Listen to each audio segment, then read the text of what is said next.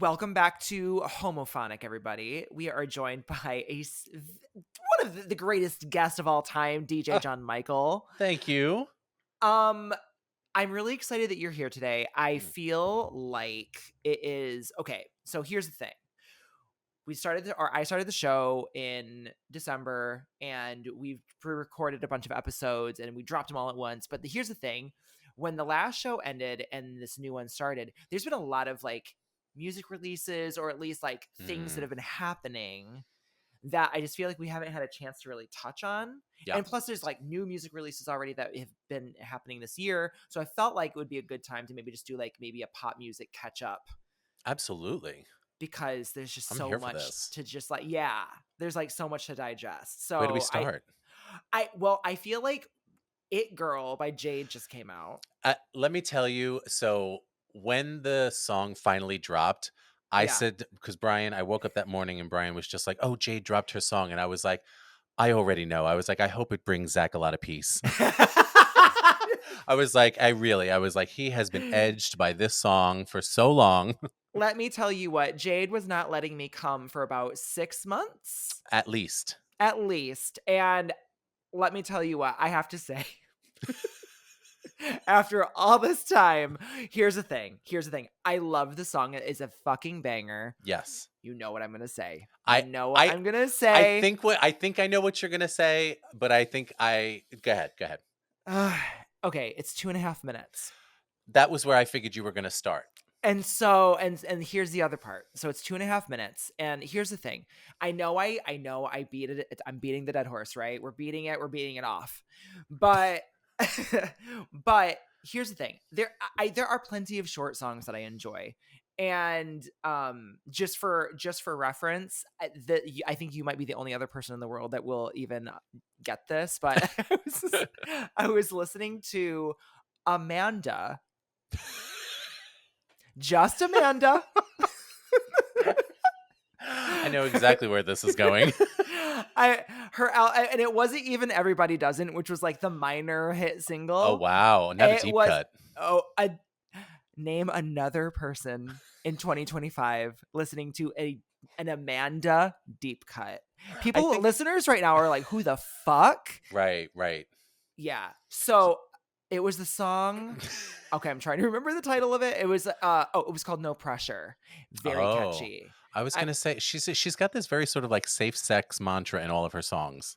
Yeah, like maybe like celibacy type of thing. Right. Possible, like maybe I have to go back and like revisit her career, quote unquote. But and so to answer, I'm sure everyone's like, okay, who the fuck is Amanda? Amanda, long story short, I had no idea that I was going to talk about this today. But Amanda was Maverick Records, which was Madonna's record company that she started in the 90s. That was basically their answer to Britney Spears in like 2000, 2001. They were just a little too late. Just a smidge too late. Just a little too late to hop on that, I felt, by that point. Yeah, in the words of JoJo, too little too late. Right. And but this album was produced, I believe, by the Merlin Music team, which I believe contained Bloodshy. I think so, yes. And so it's great pop music. And this song, particular, No Pressure, it goes like, don't push, don't rush, don't sacrifice our love. And I was like listening to it at the gym today, and I was Let me tell you, you made her sound a lot more melanated than she is. Right. Because Amanda is the whitest of white girls. She is white, and let me tell you what, you know what, maybe we need to have, I joked about this on the episode that I just released today, but like, I'm not kidding you. I think it would be a really funny episode to do a white women of color episode. Stop. Because as soon as you said it, a list appeared in my mind. Literally. Yep. And Amanda, if you look at her album cover, I don't know if I still have the CD. I'd have to like rummage through, but like I used to own the album, and she looks melanated. Was she? Yeah. I mean, it was definitely of the time, but oh, for sure. Anyway, that's my long story about that song that I was singing. Was 2.5 minutes, and I loved it. Right. So bringing it back to It Girl. Because nothing says It Girl like Amanda. The slice of Swedish pop. The biggest It Girl that the world has ever seen. But It Girl. So here's the thing. 2.5 minutes. Okay, I can deal with that. The thing is that there have been snippets floating around the internet literally since August. She teased the song with the release of Angel of My Dreams at a release party, knowing full well that her fans were going to record it and post it all over the internet because she knew it was a banger. It is Right, a right. banger. And little did we know all of the snippets were actually just the entire song in little pieces. The entire song in little pieces. And I have to, so it felt very anticlimactic, I have to say. I definitely see that. I did not follow this as closely as you did, so I think I'm less affected by that. What I will say Mm-hmm. is that I don't want to shade the songwriters or even the producers because I feel like they're all of the elements that I love about pop music, especially girl pop music, are there.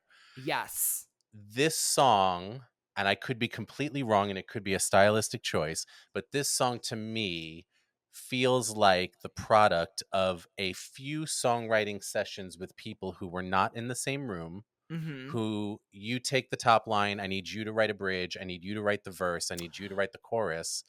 And then they sort of Frankensteined it together as how it feels because it starts off with, I got to be honest, if you told me it was Ava Max, I would have believed you.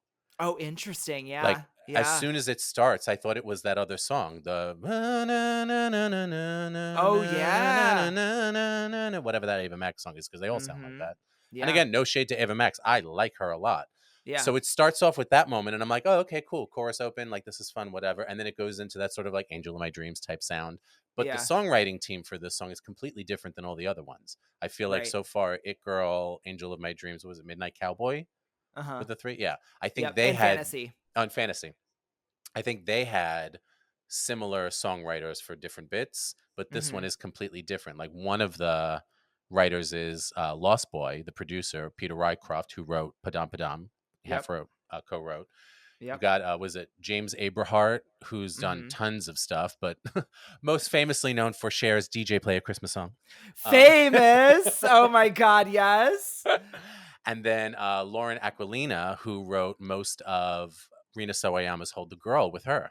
Yes. Yes. Yes. Yes. I love that. And then also produced by Circuit. Correct. So bringing it back to the Ava Max of it all, who Right. did they date or were they? That makes so much more sense if true. Yeah, if true. Not trying to spread rumors. I don't Right. know. I thought I heard that they had dated at one point. I could be wrong, but either way, Circuit was basically Ava's long-standing producer, but kind of like her red one, if you will. Right. And yeah, and so that makes sense why you got a little of Ava Max in there. And but And it here's the feels thing like too. I that. think that you might be right about the Frankensteining of it all because Mm, the song was originally titled That's Showbiz Baby. That was the mhm. original title of the song. But when fans started going nuts and kind of dubbed the song It Girl, she changed the title to It Girl, Mm, which makes sense. Like fans were like myself included seething over this for the last 6 yes. months. And so the reason why I think that you might be right is that it kind of goes back to the I am the it girl, I am the it girl part, like kind of halfway through the song. Yeah. And it works, but it does feel like I was like, I don't know if that was necessarily supposed to happen there. It Right. felt very, Right. I don't There are know. there are some pieces where it just transitions really quickly, and I'm like, okay, all right, all right. Now we're in this part of the song. Okay, okay. Now we're here. Now we're here. Like things are moving really fast, and it just, I don't Right, know, something about it feels a little like piecemeal to me. Again, not right. a bad song. Totally love it. Is a banger. 100%. Like you said earlier, it literally is everything I want from a like pop song, especially when you're going down the club route. Like Yeah. it is cunty, it's Hmm. fierce, it makes me feel like the baddest bitch in the room. I Yes. just want it to be longer. And I know. I have to say, Z Machine and I talked once before where he was telling me about like the reasoning why artists kind of tease songs for an extended period of time. For independent artists, I get it. I understand the reasoning, but even then, like Z Machine doesn't tease a song for 6 months. Right. I think the one time he did that was when he showcased like the chorus of the radio like back in like March of 2023 and then released the song in like that September. Right. But like that was like, but he also didn't like edge the song that way. It was like he basically was showcasing a demo and he was like, should I finish it? Mm. And that was my Z Machine impression. Sorry, It's Z. And so great. yeah, but yeah, I just, and I have to say, I am going to own the fact that I was letting myself get edged like that.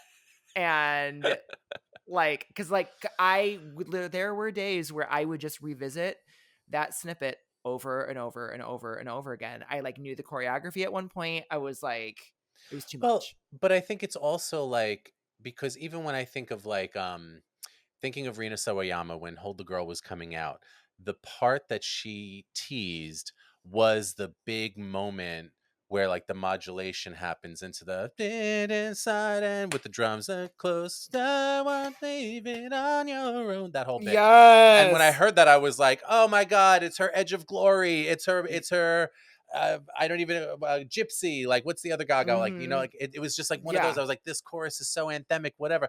And then the rest of the song didn't seem to go with it as much. And I No, was just like, oh, okay, this is different. This is not how I thought this was going to go. it's I feel same. like that is the more common thing that we're going to see continue to happen in this industry right now because Yeah. of things like that with the Frankensteining. I feel like that's what's happening. And I don't know if that is necessarily a smart move because you're going to then end up with fans extremely disappointed in a song. Right. You and you're going to get people who then are either not going to stream it or you're not going to get additional people loving on the song that way. I don't know. I just don't feel like it's a smart move to tease a song for I think if you're going to tease a song, do it for like 3 weeks, Mm-hmm. 4 weeks max. But then like don't tease the entire song. You know what? I feel like nobody knows what they're doing anymore.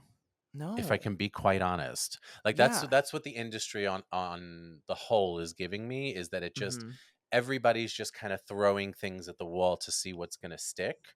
Because I Right. mean, even if you look, and again, this is not everything, but Yeah. if you look at the streaming numbers between all the songs that Jade has put out, there Yeah. is a huge drop off from Angel of My Dreams, Wow. streaming wise. Yeah. Like, and I mean, It Girl obviously just came out, and that's doing Right. pretty well. But Fantasy and Midnight Cowboy were out for a while now, Mhm. right? Which one Yeah. came first? Was it Midnight Cowboy Midnight or Cowboy, and Midnight Cowboy was kind of she said it was a quote unquote like promo single, like kind of a teaser moment right? to satiate fans until Fantasy came out. And here's an So, but honest. but even just looking at it this way from a data point, Mhm. Angel of My Dreams on Spotify alone has 44 million streams. Yeah.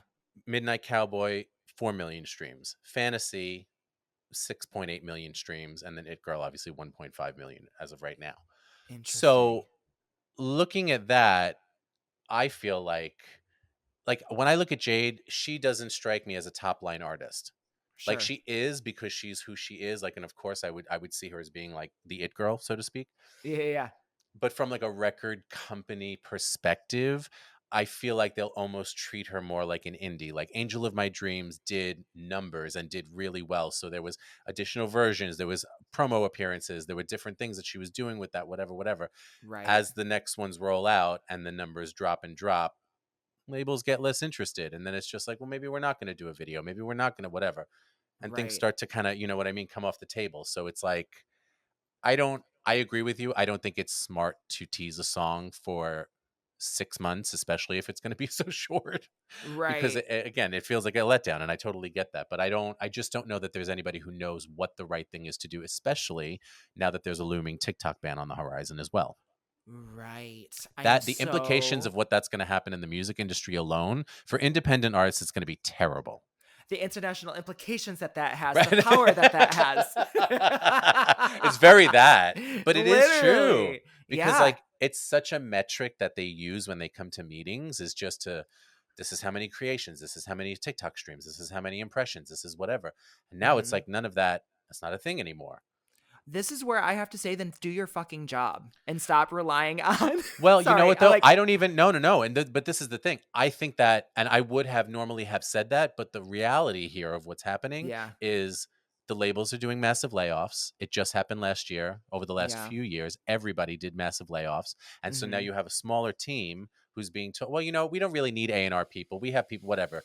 Digital marketing can handle that. This one can handle that. So the A&R people that were the ones that were caring for the catalog of Whitney Houston, for the catalog of Madonna, for the catalog of Beyonce's Beyonce, for the catalog of like Mariah Right. Carey, you know, there was a lot of people that were invested and were rollout plans were thought about and what are we going to do, and we're going to live with the single for a minute before we go to the next one. But now it's so Yeah. quick, so fast. It's the thing that we always say. Nobody puts Yeah. out albums anymore. No one Yeah. puts out Put out a albums. single, it burns out. Put out a single, But it single that burns burns out. out. Right. Nobody puts out albums anymore, No one does. Like, right.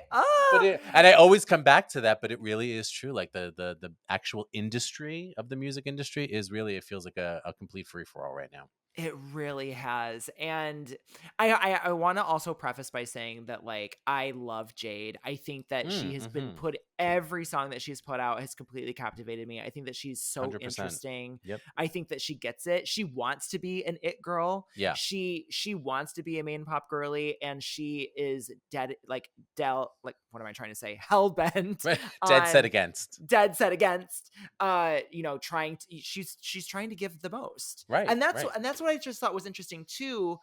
It Girl, I'm just very curious.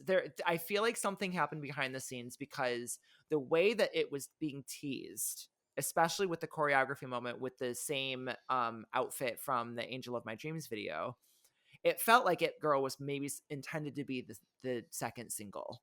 And then for Mm. whatever reason, they went with Fantasy as the second official single, but then they put out Midnight Cowboy before that and Which I said, got to oh, be honest, like if It Girl was the second single, it would have made a lot more sense to me because it sounds sonically more like Angel of My Dreams. And I'd be like, all right, this is what right. she's giving us, and I'm totally here for this.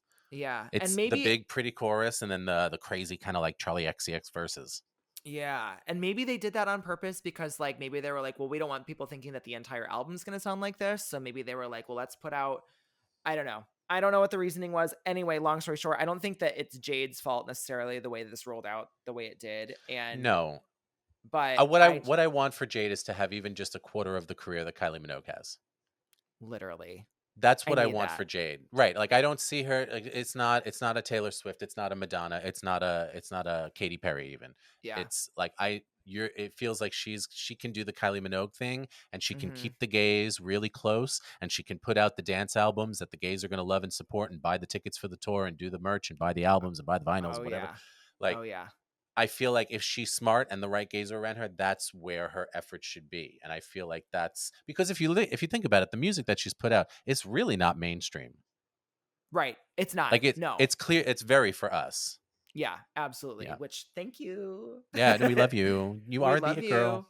you. Yeah. You are the it girl. Well, speaking of making music for the gays, there is an album that came out back in September that we were both very, very, very excited about. I know that I was excited about it. I know that I was really wanting this person to really have their comeback. And unfortunately, the album didn't necessarily deliver the way it had intended. And we've had plenty of time to sit on it, and I Hmm. wanted to talk about it, and we just haven't gotten there. And so I want to talk about 143 by Katy Perry. Okay. Now So, I listened to this album on the way home today just to sort of give myself a refresh, and all yeah. of my feelings about this album still remain 100% true. They say, okay, so I'll let you take the reins on this. Like, how do you feel about 143? The biggest failure of this album, and there's a Mm-hmm. few, and I don't think that they're as major as the internet made it seem, because when I Yeah. listened to it again today, a lot of the songs in their core are not bad songs, and they're Right. actually pretty standard Katy Perry songs. Like there's really nothing like bad about most of them. There's a few Right. that I'm like, all right, we could have left this one, but whatever. Right. I do still 1000% believe that whoever decided to sequence this album in the order that they did the biggest disservice to this album, because it's starting Mm. the way that it did. First of all, I get it. Woman's World was the single. So we make it song number one. I totally get it. Like it's very old record label idea. It absolutely should have been the last song. It should have been how the album closed and Ooh, not yeah. started. It should have started with the run from either, and what the order is doesn't matter, but Crush, Lifetimes, All the Love, and Nirvana, that should have been how the album began. It would have started with a bang, it would have started with tempo, and it feels strong. And if you listen to the album this way, and I promise you, if you sequence it this Yeah. way and Uh-huh. start with that group, and then you sort of bring in, because I feel like what they did is they would just like put all the features in the front so everybody will see who's on the Right. album when they look. And Mm-hmm. you'll see that it's 21 Savage and Kim Petras and Doechii, which Yeah. I get, but like Gimme Gimme, Gorgeous, and He's Mine for tracks 2, 3, and 4 are all so slow. Mm-hmm. And it's such a drag, even from the ridiculousness of Woman's World. Right. So, Especially when she's been on this promo tour saying, I'm giving you BPM. She literally said that several interviews. I'm giving you right, dance music. right. And so I'm like, okay, fine. It's there, but it's Mm-hmm. just by the time that you get to it, you've had to listen to Woman's World, which again, the internet went crazy about. Yep. Gimme Gimme, Gorgeous, and He's Mine are fine, but they're sort of the more hip hop leaning ones. And Yeah. again, not unlike other Katy Perry songs that we've heard in the past, but Right. it's a Yeah. really hard start for an album, Yeah. especially Absolutely. for someone who makes like bubblegum pop music, Right. And you know. damn, the fact that you just said that, because you said it should start with what Uh, Crush, Lifetimes, All the Crush, Love, Lifetimes, Nirvana. All the Love, and Nirvana. Now, how that plays out, it could stay in that order. It doesn't have to, because I feel like, again, this is just how my neurotypical mind works, or my Uh-huh. neurodivergent mind works. Lifetimes is too slow to come after Crush. I feel like Lifetimes should have started probably, and then Crush, All the Love, and Nirvana. Yeah. And I feel like Interesting. because again, Lifetimes was a single, which I still stand in the fact that they were just like, when they heard Ariana's Yes And, they were like, oh, put this one out. Put this one. This one sounds a little bit like that. Yeah. But I feel like if you start the album there, give those songs the run, then even who know, even keep Artificial. That's fine too. I Mm-hmm. feel like Truth and Wonder, they can sort of stay near the end, but then take Gimme Gimme, Gorgeous, and I'm Him, He's Mine, put them after that, and then end with maybe Truth and Wonder. I feel like those are Yeah. fine where they are. One Um, day when we're older. yeah, it's a you know, do you know who Rachel Platten is?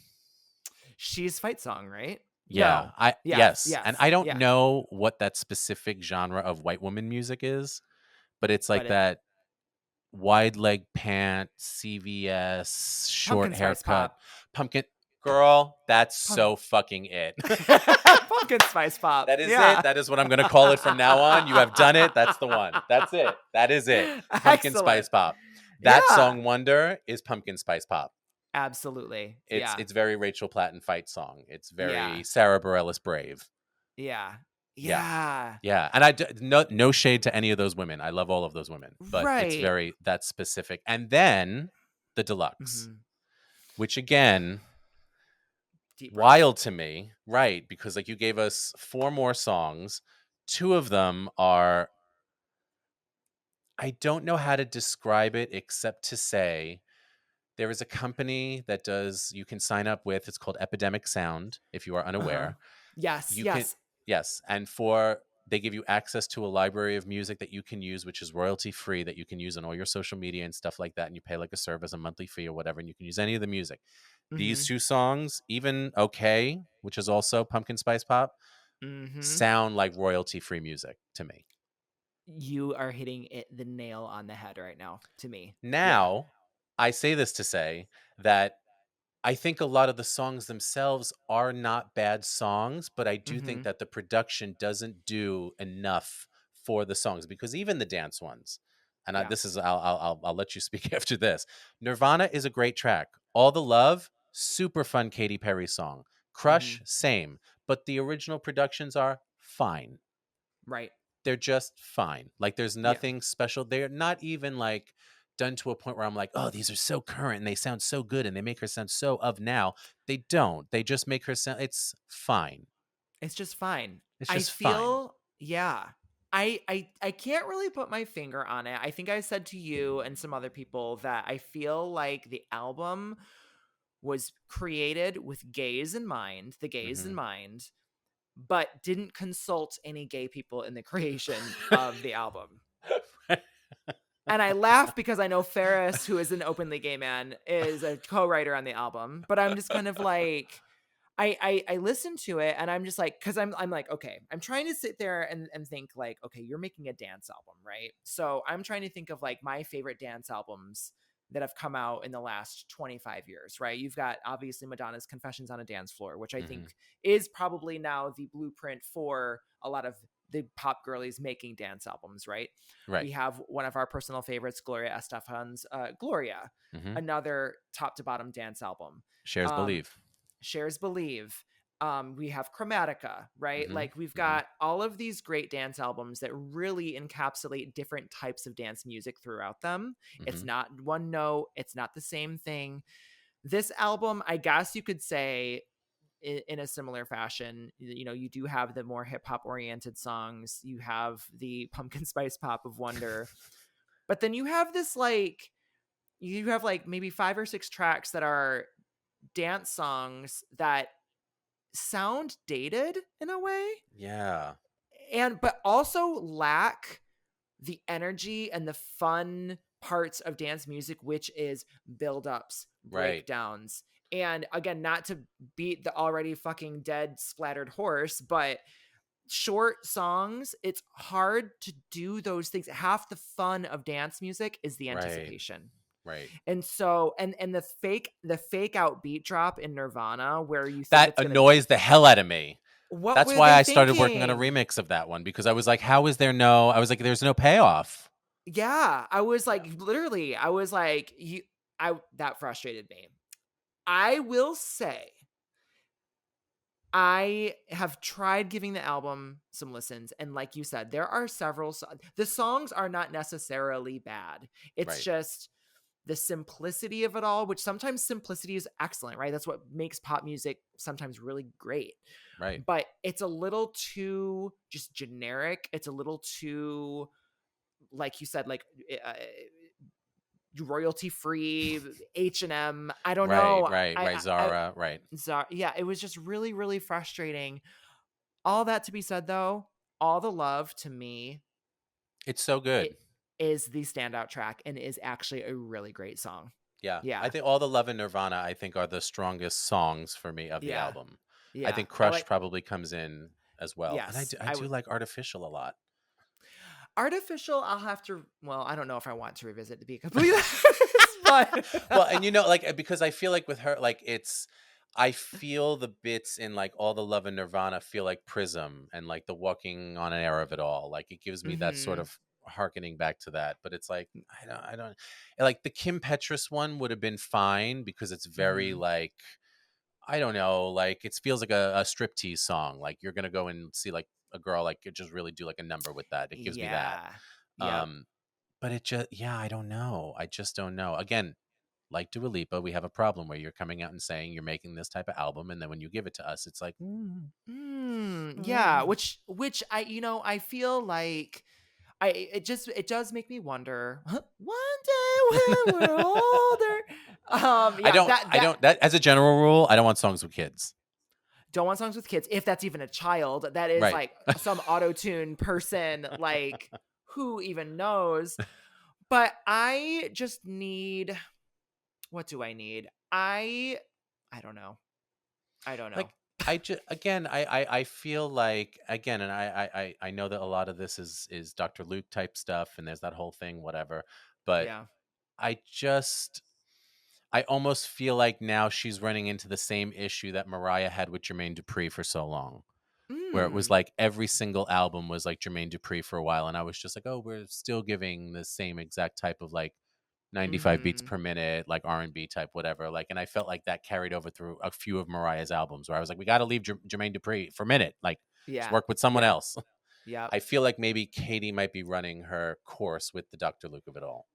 Well, I was gonna say, I think that that's the thing is that like if the way the album rollout feels and the way that everything just kind of transpired, it feels like because obviously Katy is known for her huge hits between 2000, what was it, 2008 to Mhm. 2013, 14, and again. When we say huge hits, it's not just like huge hits. Like she's got how many diamond singles, which means they It's have not even sold normal.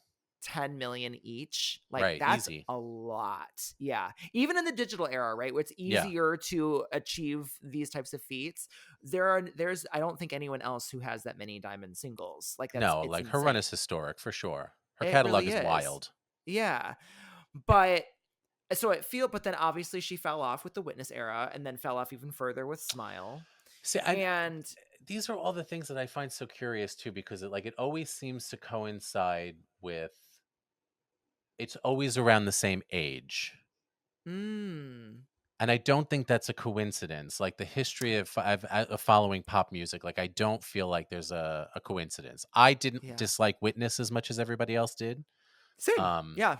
yeah, but and again, even this album, I don't dislike this as much as everybody else seems to dislike it. I will also say I do not stand for Katy Perry hatred. I think that Mhm. she's great. I've seen her in concert many times. I think that she's fantastic. She's Yeah. got great acapellas. She does a lot of great background vocals on her tracks. Like the talent is there. I got to give it to her. Yeah. Yeah. And I feel like between like her and J Lo are the ones that I feel like I'm constantly like, nope, I don't want to hear it. Nope, Right. nope. And you know But what? I have to say, speaking of Lo, I mean, like Lo, Katy Perry was absolutely slaughtered by Stan Twitter and just social media. Oh, did you just hear my grinder go off? but no, you better work, bitch. Yes. Oh my gosh. But And today we have a she sponsor. It is Grinder. No. sponsored by top looking for bottom two hung. Um and what was I saying? Oh, she's just like kind of going through life right now where completely unbothered and just like putting out.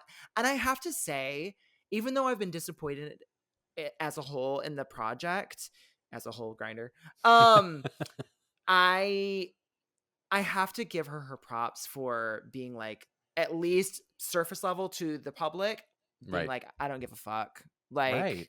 whatever. Like, I'm Right. just gonna continue promoting it. Allegedly, there's a remix album in the works. I really hope that's a thing. I am willing to give it a second chance with the remix album because here's the thing. I hated the deluxe tracks. I'm not Yeah. gonna even lie. Like every single one, there was I think it was The either I one wrote no was that tears for New Year's Eve. No tears for New Year's was the only one that I was okay with. yeah. And I have to say, like, kind of going back to the teasing of it all, like before the album came out, before even Woman's World was announced, she teased that she wrote a song with Lucala. Mm. And there was a TikTok where they posted it and she was like, "Don't say anything," and she was saying something about how like they wrote her biggest song yet or whatever. That song ended up being the song "Okay." I Okay. Okay. it's look, I can't defend her on everything. So I But just have to say, it's like, come on, you guys, like yeah. Yeah. that. Don't sit there and be like, this is my biggest.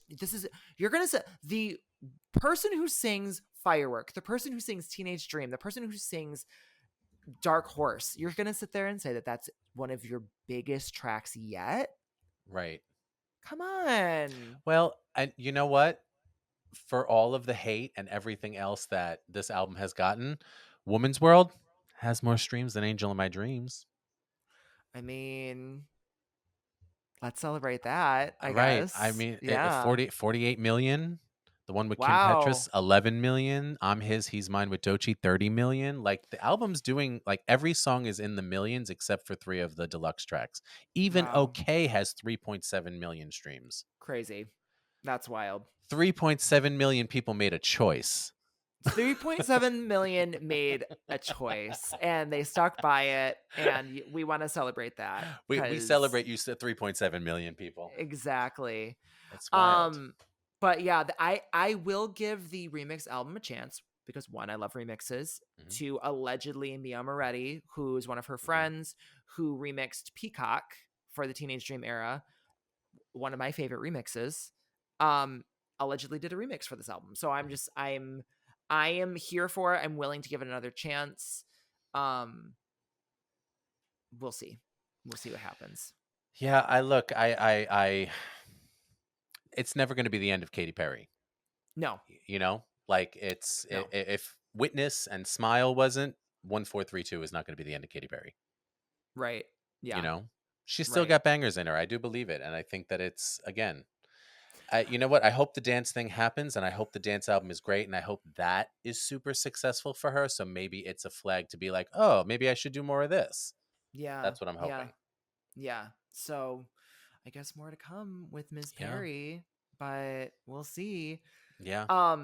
But another person released shortly after, I guess, one could say the Britney to her Christina, if you will. Mm. Gaga finally released Disease Hmm. in back, what, gosh, it was like shortly before Halloween. Yeah. And Oh my God. yeah, what is time? What Right. is That's time? so weird. Oh my God. Yeah. We were recording this on January 14th. Beyonce was supposed to Ugh. release or make an announcement today. We have been speculating for ages about what that could be. Ages meaning like what, 3 weeks. Right. Um but she did postpone it because of the wildfires, and truly I think that can speak for both of us. Condolences and Without love a and doubt. comfort to everyone affected. Like, that's truly devastating. It's Um unbelievable the things that I'm seeing. that said, Beyonce was supposed to make an announcement today. Anyway, I was starting to talk about Disease and then somehow I was just talking about the date today. That's why. Just people are gonna be like, wow, chaotic, Right, like right, right. all Pull over it the back. place. Pull it back, Chaotic. dial it 2 back. stars. Yeah. Woo! Oh my God. But anyway, Disease, Gaga. Hmm. What are your You, thoughts? I, I like it. I think Okay. it's great. I love the music video. I Z Machine, cover love. your ears. Right. I love the music video. I Yeah. think it's an interesting first single choice if it's indicative of what the album is, Mm-hmm. which feels like it probably is with Gesaffelstein's involvement among other producers. I Mm-hmm. think that I don't know. I'm very, very curious because it doesn't seem like we're getting light pop from Gaga. It feels like this is going to be a darker album. Right. Well, so I watched her Rolling Stone, like, kind of like making of the track thing. I don't know if you Ooh, saw I didn't see this. that. It's good. Oh, I gotta watch It's that. it's fun. It's a fun watch. I want to say it's like 20 minutes, and she's Okay. kind of just breaks down the track and how they created it. It was a very fun watch. I have to say, I actually messaged Z Machine about this. I was like, I've never seen, and I mention him because he's a huge Gaga fan, to Mm. everyone listening. But I messaged him and I was like, I don't think I've seen her this happy ever. Right. She seems is incredibly happy and just in love with her music, and Hmm. just, anyway. So that was really cool. I'm with you. I mean, it's definitely not a Gaga track as far as lead single uh terms goes. It's not a song like Bad Romance, right? Or a song Right. like I'm trying to think, Applause, Born This Way, like, that really kind of stuck out and like had a lot of huge replay value. I Hmm. personally do like it. I like it a lot. Um, but I have to say also, just looking back about on the promo of it all and the way that they released Die With a Smile in August, you had Joker come out the following month, and then you had this song come out. Joker flopped, unfortunately. Her Harley Quinn album, I don't want to call it a flop. I don't think it was ever intention. It was intended. It Right. was a companion That piece and a album, you're gonna see that album will probably, like all of her jazz albums, I think those will endure for a very long time. yeah, and it I think was a it's actually really smart. absolutely, absolutely, and it was a surprise release to be a companion with the album or with the soundtrack. With the sorry, I'm like, what am I even saying? It's okay. With It's the okay. movie, and so I don't really consider it like a proper album in the sense of like, oh yeah, we can talk about its success or whatever. Like, it's Right. just Right. it was clearly not meant to be some sort of huge commercial thing. Um, but I don't think anyone expected the runaway success of Die With a Smile. Die with a Smile, as of the recording of this podcast on January 14th at 6:57 p.m. Eastern Standard Time, and this song came out when? August, like 25th or something like that. August 25th. 1.5 billion streams. Billion with a Billion. B. Like, that's wild. Wild. Like Because if you, this. right, like if you look, like some of her, like Poker Face has has less streams than Die with a Smile. That's insane. That's wild. Right. What? Like, that's what I said. So like when you start to like look at the numbers, like, and again, streaming numbers can be inflated. It doesn't really mean all that much to me. But Right. like, Same. let me go down, like, all right. Where's Chromatica? Okay. Rain on Me has 1.1 billion streams. It's the only billion track on that album. The rest are all in the Wow. millions and hundreds of millions. So it's like, but Rain Mm-hmm. on Me came out that 2020. So Right. in 2020, Rain on Me was released and it has 1.1 billion. Die with a Smile was released a handful of months ago and has 1.5 billion. That's That crazy. crazy. And Stan Twitter really likes to sit there and be like, "Oh, it's only because of Bruno Mars. It's only because of No, Bruno Mars." And I was like, "No, it's because no. both of them, these two powerhouse people in music came together and actually made a great song together. Right. It's not just someone hopping on a feature, which there's nothing wrong with that. No. We love a feature, Yeah. but like there is a difference between someone just hopping on someone's track and then creating something together. Right. Like there is no doubt in my mind when I listen to that. I'm like, these two were in a room together, writing a Mm-hmm. song, doing the thing. Like it feels, you get it, you feel it. Yeah. And it's just, I'm Yeah. sorry, like the work will always speak to that. Yeah. And And she, you know, the way it was, again, speaking of just, I don't think that anyone really knew that this was going to be as successful as it was, is that the song was intended to be a droplet single. mhm. She had made mention that it was not part of her record upon its release. And now she is telling people that it is on her record.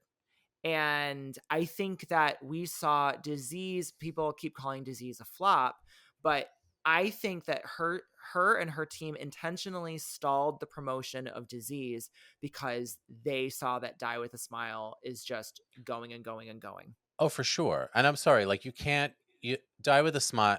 Disease has 112 million streams on Spotify alone. You Mm-hmm. cannot call that song a flop. No, Like, not at all. if you want to talk about its cultural relevance, we can debate that all day because I don't believe it has a ton. But as far Right. as it being a flop, that's ridiculous. And Stan Twitter is, well, ridiculous. Right. Yeah. Yeah. And so, yeah, it's fascinating to see, and I feel like that happens a lot with Gaga. I feel like there's been several moments throughout her career where her and her label and like had intended to release a certain song as a single, and then they pivoted. I think Venus is a really good example where Hmm. Venus was originally supposed to be the second single off of Art Pop, but they released "Do What You Want" as a promo single, countdown single or whatever back in the iTunes days. R.I.P. And that song took off. Yeah, And so they pivoted and said, you know what, you guys love the song so much, we're going to make this the official second single instead. And Venus never got a proper release. right. And so, and then also Edge of Glory was in a similar fashion. Judas was released as it, and also you know what? While we're on this topic, You're like, justice for. Justice for. No, here's the thing. I saw a tweet I guess it was a couple months ago now. But someone had said, someone was talking about like Judas, and it's like just talking about how like it just caused so much controversy and stuff like that. Well, yeah. As a young adult, when that song came out, don't get me wrong. Of course, it's a pop song using biblical references. It's going to rub feathers, Right. right? But it did not make the conservatives weep, if At you all. will. At least here in America, it did Yeah, not. no, I do not recall that being a thing at Not at all. all. And in fact, I would argue that Judas kind of upon release was underperforming the way that they thought it was going to perform. which then when they released Edge of Glory as a promo single from the album, that song took off, and so then they pivoted and changed it and kind of decided to do both singles at the same time. And they gave us one of what I will go on record as saying is the worst Gaga video. Yeah, I think out of all of them, it's the worst, and it upsets me to no end. Yeah, and it's very clear. I believe that there was a treatment. There's a lore around that. Do you know the lore? I've heard some of it. Allegedly, I don't know if it was Joseph Kahn or if it was, oh my God, who directed I'm a Slave for You? Francis Lawrence. Francis Lawrence. One of them, I believe, was connected to the video. And I believe that there was a creative differences, if you will. So then therefore Gaga was left at her own devices and I believe self-directed the video with the time that she had allotted in her schedule at that time. Right. No, again, I get it. Sometimes it happens. Like Britney's Break the Ice, worst music video. Oh my God. Right. Yeah. That like animated. Nope. Don't need it. I don't like animated music videos. You know what? I don't mind if it's done right or if it's an integration, but like I would just rather, honestly, like somebody edit some concert footage together. Sure. Give me something where it's like it's actually her and it's fierce or whatever. Or even give me one of those like what they used to do. Like if they didn't have a music video, they would just do like a montage of them on tour while the song is playing and it's like moments. So give me something interesting, not an animated. The only one like when I think of animated, like the beginning of Toni Braxton's "He Wasn't Man Enough for Me," that's the only animated part that I want in a music video, where it's just the unzipping of the thing. Yes, which is kind of which is like looking back, like what was that all about? It like didn't matter. It was in the budget. Put it in the video. Budget. That's it. Who cares? They said this is going to start out with a cartoon of Toni Braxton being a superhero. And honestly, where's the follow through? That's the comic I want. Toni Braxton in the Marvel Cinematic Universe. Come on. When is it going to happen? We've been waiting. Oh my God. That's hysterical. Yeah. See, my mind went to Madonna's music. Similarly, there's like an animated in the middle of the video. Yeah. Where God, I blocked that out. Right. Yeah. Yeah. I know. It's like, strange. It's very strange, but I don't remember what we were talking about now. We went on so many tangents down that. That's it. We just sort of went all over the place. We went all over the place, but yeah, I mean, all that to be said, I'm very excited for Gaga's new album. Beyond, absolutely. Like it's the one I'm looking forward to the most. Yeah, I would say because of the LA wildfires, I think that we're going to see a lot of people kind of delay some projects and things like that. I know that The Weeknd already delayed his album by a week. I am very excited to hear his album too. Me too. There's some like rumored features on the album that have not been confirmed. Well, and I hear that he's also doing different styles and that there's like more upbeat stuff. So I'm like, all right, maybe this is him, because from what I understand, so like I went to in Vegas for New Year's. We went to go see the Italian DJ Anyma, and I don't think that's how you say it. I've never heard anybody say it. Everybody's out here saying it different ways. But he, I believe, is one of the creative directors for The Weeknd's tour. Oh, interesting. I think for this album, because there was like a post where he had put up on his page about doing the creative stuff for, I think, Hurry Up Tomorrow. I have to look. I could be completely wrong. I'm pretty sure that's, hold on, let me pull this up. That would be amazing. Yeah. So I'm like, because when I went to go see him, he also played a remix that has not been released that he did for Blinding Lights, which is excellent. You can see this. Oh, really? Yeah, there's tons of videos online, but it's really, really good. Yeah. I mean, speaking of Anyma, like that collab that he just put out with Ellie Goulding, obsessed. That music video and the fact that you saw this in the Sphere, like, it was. I gotta tell you, and what was it like seeing it with your own two eyes?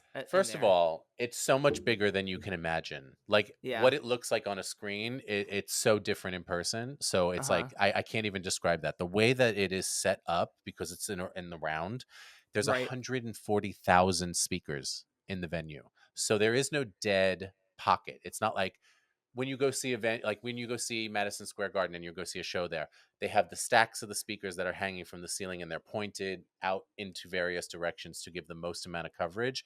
Yeah. This is the complete opposite of that. There is coverage no matter where you go. So there is no directional sound like you would at a regular show, which I don't think you even realize or can appreciate until like you kind of leave or you go see another show, because all of a sudden it's just like, oh wow, that really was so different. So the sound, beyond. Absolutely love it. Visually, Yeah. if you're on the floor, your neck is going to bother you for a little bit at the end because it's so big. Like it Yeah. got to the point where I was like, oh, all right. I was like, enough. I'll watch it online. I was like, it's too much now. Yeah. But it's, God, what a venue. And now they're building other ones. I think they're building one in Dubai. I heard there might be one in Miami. I don't know. Oh my God. I heard there's going to be one in Grand Rapids, Michigan. I mean, That's what I'm hearing. I'm hearing. Huge demand. Huge Huge demand if here. true. Right? Oh my God. But that being said, I mean, I'm glad I went to go see that because it was the first like EDM show, but I would go see anybody there, even if I don't even care for the artist, because it's such an experience. Like I Yeah. didn't want to go to see the Grateful Dead. I didn't want to go see U2, but I'm like, shit, I would go see U2 there. Absolutely. Why not? Like that would be cool. Yeah.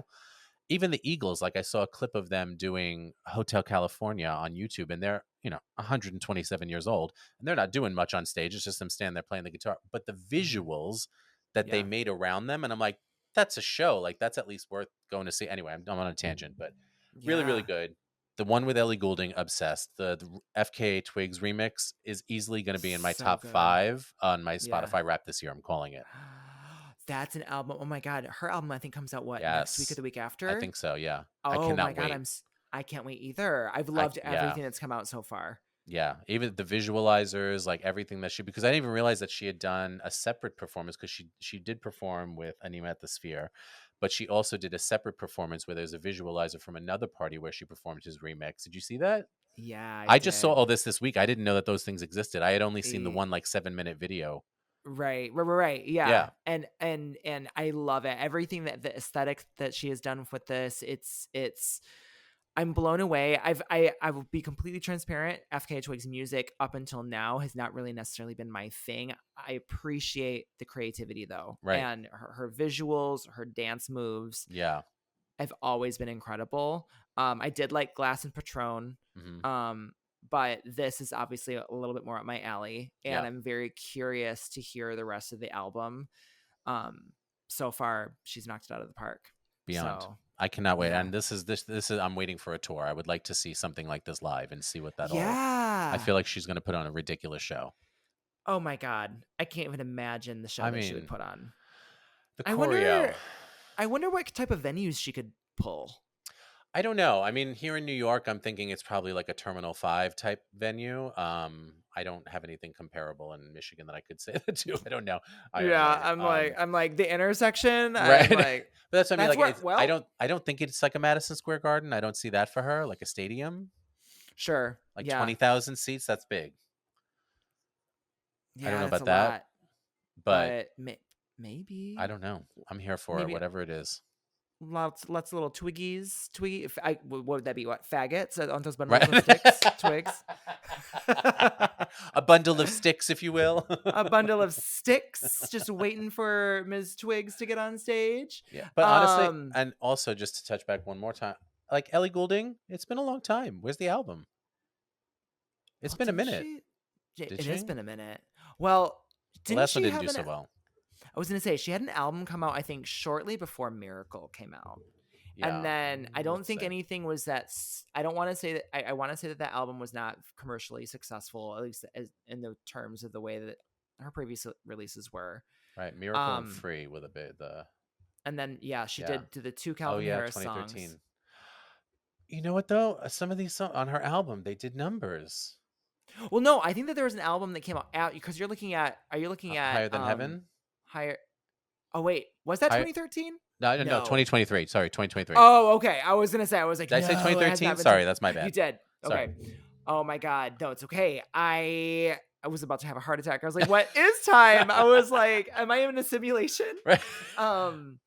But yeah. But then I was gonna say that the 2 Calvin Harris songs came out in the last 2 years or whatever, which I liked. I really liked Miracle. They're really good together. They definitely work really well together. They do. Yeah, I don't know. I feel like, you know what? Like she's one of those people where it's like, girl, just give me a dance album. Yeah, right? Like Like, speaking of dance music, for sure. right. And I feel like that was one of the issues with the Higher Than Heaven album is that I was just like, it's not enough dance. Like I feel like that's what you're known for. The I way that don't you said, know. the way that you just said, there's not enough dance, it made me think of the, I don't see enough color. Right. Right. It is very that not a lot of dance. And not a lot of dance. I don't see enough dance. Right. Why is no one Um, ready? why? Literally, you've had hours and hours to prepare. Oh Yeah. God, yeah. But see, Well, like I was gonna say just even to the numbers, like Hypnotize, the Anyma one, it's already at 2 million. Just came good. out. Yeah. Yeah, it's a good track, and I'm fingers crossed for maybe some remixes and extended Yeah. version. The music video is such a fun, so simple, but that's a great way of like I know that music video budgets are not necessarily there No. these Especially days. for dance artists. Right. And so I'm like, what a great way to make a simple yet impactful. It kind of gave me Bjork vibes in a way, like Totally. this Hunter video where Yep. it's just, just her head and then there's the animated effects. I think that, yeah, stunning. Absolutely Yeah. stunning. I wonder who directed that video. It's probably just the whatchamacallit, because he has like a very specific team of like visual artists that work that Oh, cool. so like every single song, if you go through his singles, like this one just came out, You Sexua happened, Angel in the Dark was another one, and they all have their specific visual that goes with them. Okay. So I Love think that. it's right. So it's like they obviously recorded Ellie like just in a black room, and she just did her thing, and then the visual artist just sort of picked it all apart. Yeah. He's like, Yeah, I'm going to make it look like your face is just like gonna just fall apart right. in like a Well, cool, sexy way. and also like as somebody who has to render like for music, like when I have to render big files and like how Yeah. when you have to render a video file that size, like what is the computer that you're using? Because I don't think people understand because like when I see people talking about there was Anyma got a lot of pushback online from people that are just like, oh, it's the same thing in every video, it's the same visual, same robot, same whatever. I'm like, do you have any idea the amount Right. of work that goes into this? Like Brian rendered a 12-minute video that we recorded when we were out, just like recording like the road as we were driving. That Yeah. video took an hour to render Yeah. It's insane. for a I 12-minute video. I can't imagine what the process is for making the sphere videos. Right. To Like, because I'm li- like, to see something that is so not distorted and is so crisp on right. such an enormous way, like I don't think people can appreciate or even begin to fathom what it takes to make that happen. It is an enormous amount of work. I would think that it days to export something like that. That's Has to be. insane. Has to Yeah. be. Has to be. Wild. Nuts. So I'm ranting again, but yeah. No. I want to go back to the Beyonce of it all really quick because she was Sure. supposed to make that announcement today. What do you think is going to happen? We don't know. So her announcement was supposed to happen today. Again, it's January 14th on the recording of this episode. We don't know when she's going to make the actual announcement now. What do you think is going to be? First of all, like the reason why I still pay for Tidal is because I live in fear of Beyonce dropping an announcement that I don't. Now I have to live in fear again. I was like, finally, my anguish is ending today. And now Beyonce, you're what? With an undetermined date? Right. I got to wait Yeah. till every night at midnight to go to bed now just to be sure. Right. Come on. God, girl. Come on. I I know. People I'm, have been running wild with theories. look, I'm just calling my hat in the ring is it's a tour. That's what it feels like. It feels like it's a tour. I want it to be the visuals. I don't think it is. Yeah, it feels like a tour. What's interesting is that when I was talking with Jeff about it, he made a good point. He was like, it's not that people don't like Cowboy Carter. I mean, there are a lot of people that don't like Cowboy Carter. Sure. But there's not the energy behind it that there was with Renaissance. No. And so he's like, I don't know if people are clamoring for a Cowboy Carter tour. I think that this once Beyonce saw, and again, this is just my wild ass theory, but once Beyonce saw what was happening with the pandemic and the government and everything else happening here in America, when she switched and was just like, no, let's give them Renaissance, blah, blah, blah, whatever. Yeah. I feel like now everything that she has done, and I saw it with the Beyonce Bowl performance, there is a very specific intention with this album. Like Renaissance was like energy for the gays, give the girls, clack the fans, Voguers, here you go. Like this is what it is, and we know what we're doing. This everything feels super intentional. Like there is messages and moment, and there always is. Oh But I yeah. feel like the timing of what's happening with the government currently in America, Mm-hmm. because this album feels so based in American culture Yeah. and is such a thing about American culture. And I saw people talking about how they were just like, well, we didn't want an album celebrating America. Is that what you think this album is? Because it's not. Because it certainly is It not. certainly is not celebrating Yeah. America. Like there's literally Mm-mm. a song called American Requiem that starts the album. Anyway, but Mm-hmm. I feel like she's got a thing in her head of things on this tour that if she doesn't say them now and do them now, the opportunities will not present themselves with future bodies of work in the same Mm. way. I feel Sure. like with the attention, the country of it all, the red, white, and blue of it all, I feel like it's very like she has to live in this moment and give the full thing to get it all out Yeah. before going on to whatever the next thing, because I truly believe whatever's next is already done, printed, cut. It's being sent to Yeah. the vinyl plants. Like things are already in motion. I believe she's ahead of it like that. But Yeah. I do think that she has more to say for this. I'm excited. I I'm can't wait excited. because I'm I sorry. can't wait to see what it is. You gave finally I saw choreography for Texas Hold'em. Beautiful. I need Right. more. I need more. Stunning. Give me Stunning. choreography for Tyrant. Give me the choreography for Sweet Honey Buckin' was excellent. Yeah. Can I Yes. tell you that? When I was home for Christmas, my sister came home and my niece and nephew were there, and we were all in the living room, and we were trying to decide what like movie to put on. And so everyone was like being like, I want to watch this, whatever. So I sneakily like logged in onto the Netflix on my phone and I just hit play on Beyonce Bowl. And I was like, Gwenny, I think you're really gonna like this singer. That's my niece. She's 6 years old.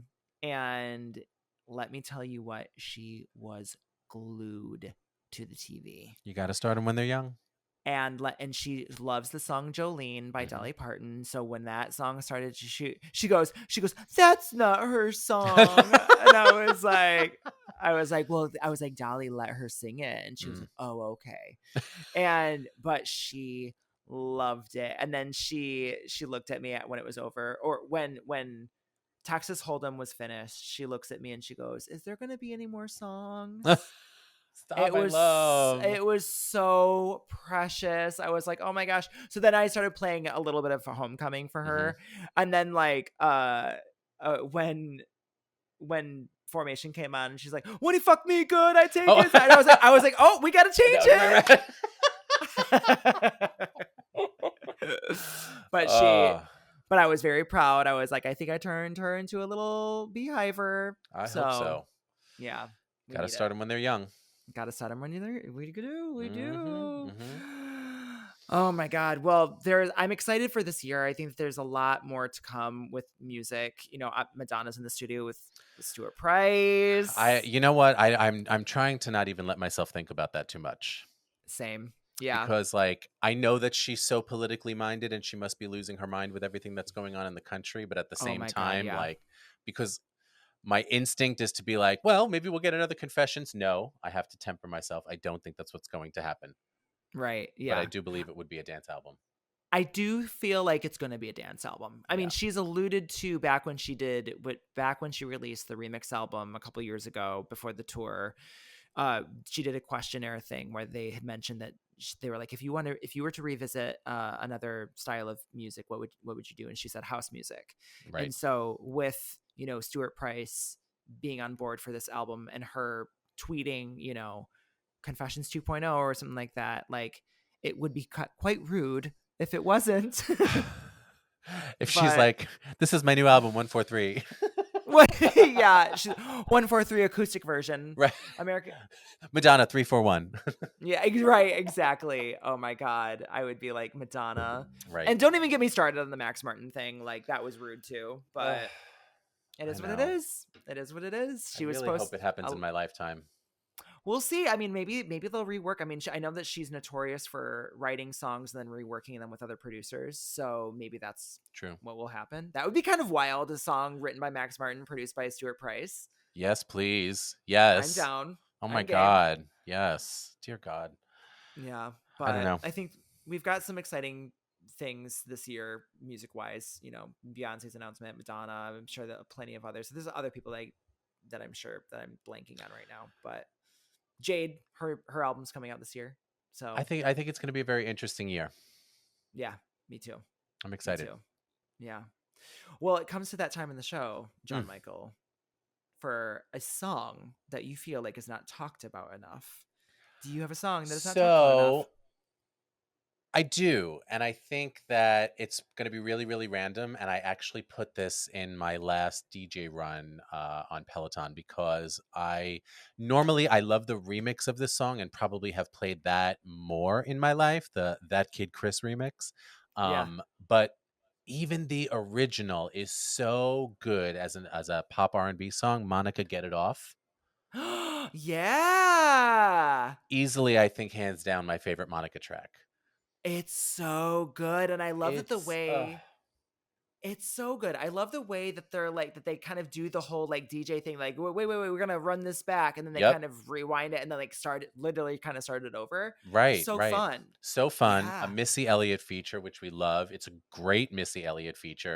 Great feature. Yeah. Yeah. And it's such a good sample using the Set It Off sample from the 80s by Strafe. So good. Great sample. So But good. like that whole part where she just how to energize on my neck, my back, my My thighs. thighs. Yes. It's Oh so my good. God. It's so good.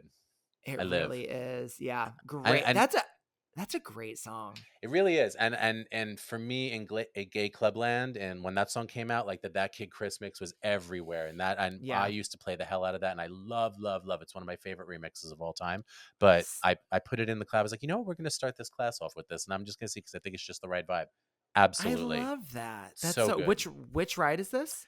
This no, it's my run with Oh, Adrian. It okay. was my Oh, on the tread, fun. yeah, from last month. And as soon Love. as I picked it up, I was just like adding that to my list for my next thing with Zach. Yeah. My next appointment. My next appointment with Zach. with Homophonic, Dr. Homophonic. I love that. What would you kind of stylize? So the original version of the track, The original version is definitely R&B. R&B, like hip hop, but that specific sound, I love that sound. But it's very like it's 80s because it's like it's almost a direct sample. Like it's so much of the original track is sampled in that. I love it so much. Good. And so we must be on a similar wavelength because I have I'll even reference this because I texted you about it. But there was an R&B singer by the name of Cisco who had all of our hearts and souls back and other parts. And other parts. Lots of other parts. Lots of parts. Where back in the late 90s, early 2000s, he was very big and he released a solo album, Unleash the Dragon. Everyone knows Thong Song, right? Yes. Everyone knows Thong Song. Everyone knows, well, I don't know if everyone, it's one of those number one singles, Incomplete. It went number one, but like, do people actually remember Incomplete? Probably not. Like, probably not, right? Definitely not white people. Right. Definitely not white people. Definitely not. But the lead single from the album would be probably my actual favorite single from the album. It was a song called Got to Get It. So good. And so good. And specifically, I want to call out the Super Jupiter remix that I had never even heard before in my life until they had put he had like a special deluxe version that was like released in international territories back when the album was like actually out in physical form. And it had like a bonus CD, DVD with like, all the jewels and love from that the 90s and the early 2000s gave us. And this remix was on there. And I was like, Super Jupiter remix. I was like, what is this? I'm like, color me intrigued. And I listened to it and it is in a similar, it's not exact. So don't like take this as you will, but like similar to Get It Off. Just a similar type of sound with just that, like, I don't know, just like a really great, almost like, I don't know how to describe it, but I love that sound of like the hip hop R&B of that time. And it's just such a fun remix. And I was like getting my life to it. And then that inspired me to then text you. Which no one on earth would have texted me this. No other person except for me. I texted John Michael and I was like, do you have the full club? Or I know I wasn't even that. I said, is there a full club version of Jonathan Peters' remix of Got to Get It? Because I had the radio edit on a CD single, but I was like, I've only ever seen a radio edit. I've never heard anyone mention a club version. Thank God for you, because you had it. Like a crazy person. But like, you know, we've got to keep these things alive. It is very, look, I fully believe that the world has put, at least me and you, we have found each other for some other purpose that involves music somewhere down the road. I haven't figured out what that is, but there's something, and I do believe that. So, and I think that it has something to do specifically with this type of music. Yeah, but for sure. Yeah, maybe we need to start pitching this like show about dance music to a streamer. Like maybe we just need. We'll figure out. We'll ask ChatGPT how to fucking do it, and we'll start doing it. Because let me tell you what, I think that would be such a fucking cool show to just kind of unearth. And it doesn't have to necessarily be dance music, but like. Well, but I think it also like it would speak to so many different like.